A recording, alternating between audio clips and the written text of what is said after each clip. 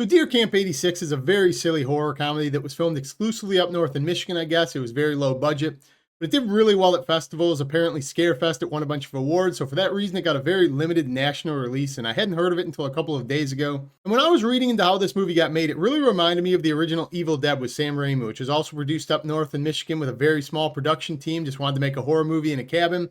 This movie reminded me of that movie a lot. So, I checked it out. I had nothing going on. I saw it at like the graveyard showing. It was almost midnight. It was a swift 90 minutes. Figured it couldn't hurt. See what it's about. But what it's about is it takes place in 1986 with this group of 6 guys. They're going to go up north in Michigan deer hunting. And before they get up north deer hunting, they stop at this bar called Murphy's. And they meet this bartender that one of the guys kind of hits it off with. She's a Native American girl. She kind of tells them about the fact that the bar is a Native American bar and the lands they're going hunting on is a Native American land. They need to respect the lands or there will be consequences. And while this group of dudes is up north hunting, drinking, having a good time, they all kind of realize about halfway through that something's up there with them. They see this weird thing on camera, and because this is a horror comedy, as you can expect, the guys are not going to heed their warning when they get up north and they get to the cabin to go hunting. So someone or something is going to be upset with the fact that they're disturbing the land.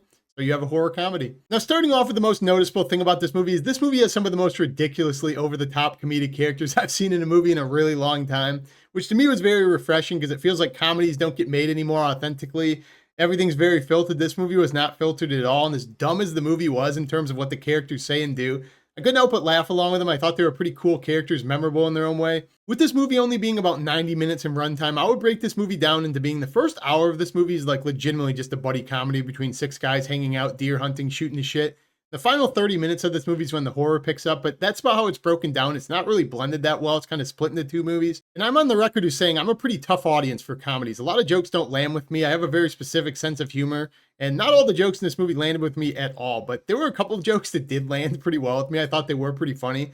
So for that reason, I was actually pretty engaged with these guys. I kind of liked hanging out with them. I was never really bored during the parts of the movie you hang out with just the hunters. This movie has a very stupid, lowbrow sense of humor, like stoner comedy, a lot of beer jokes, things like that.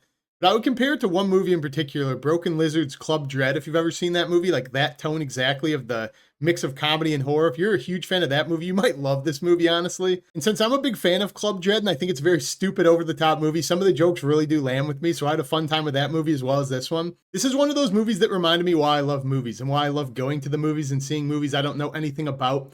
Is the cast in this movie is having so much fun. You cannot help but have fun with them as the audience. It is so over the top and ridiculous. When I was watching this movie, I couldn't help but think that this movie probably had more imagination and creativity. Like, I had more fun watching this movie than all of the other horror movies I saw during the month of May combined. It's always interesting to me when you contrast the end product of what you get when we get so many of these like $200 million plus mega releases, and then you contrast it with this movie, which is an incredibly low budget movie, able to keep you invested and interested the entire time with probably like little to no moving set parts.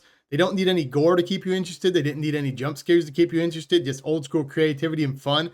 Always interested in that contrast. And for such a low budget movie, I thought the picture and the filming of this movie was absolutely beautiful. It takes place in up north Michigan during the fall. So you got a bunch of colored leaves in the middle of the woods, great scenery.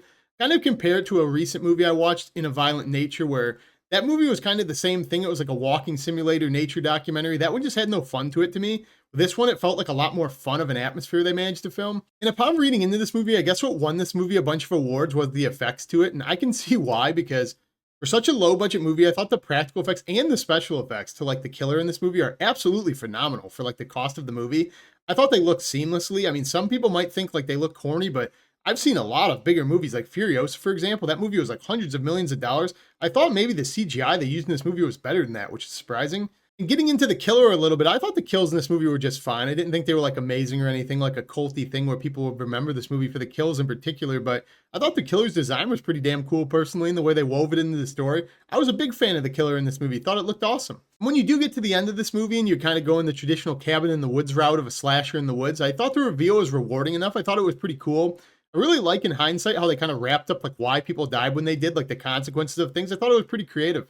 There's a little bit of commentary in this movie about Native American women respecting tribal lands and things. Thought it was pretty cool, tied it all up. I don't know, I had a blast with this movie. It's a stupid movie, but I had a lot of fun with it. They tease a sequel to it. Hope we get one. Kind of hope we get to see more by this director with a bigger budget. I can see this being a comfort movie to a lot of people who like stupid horror comedies like Club Dread. Something to throw on in the background, relax, kind of have a laugh with your buddies while drinking some beers. In another time or place, if I don't watch this movie so late at night with no expectations, I might have disliked this movie, thought the comedy didn't land, but something about watching this movie was a perfect storm for me, and I absolutely loved it. So I thought it was damn fun, and I'm going to buy it on Blu-ray to support it. It feels like it's been so long since I've went to a theater and I saw a movie like this released, probably because I see so many movies in theaters now, and there's so many soulless remakes, sequels that have absolutely nothing going for them. This movie kind of reminded me of fun. I think it's destined to be a cult classic. But I'm going to assume the vast majority of people who are watching this have never heard of this, just like I hadn't until a couple of days ago. But if you have, comment down below, let me know, or let me know what your favorite stupid horror comedy is, similar to like Club Dread or something. As always, if you haven't subscribed, what the hell are you waiting for? More videos to come on new releases and scary stuff. I like to blend the two.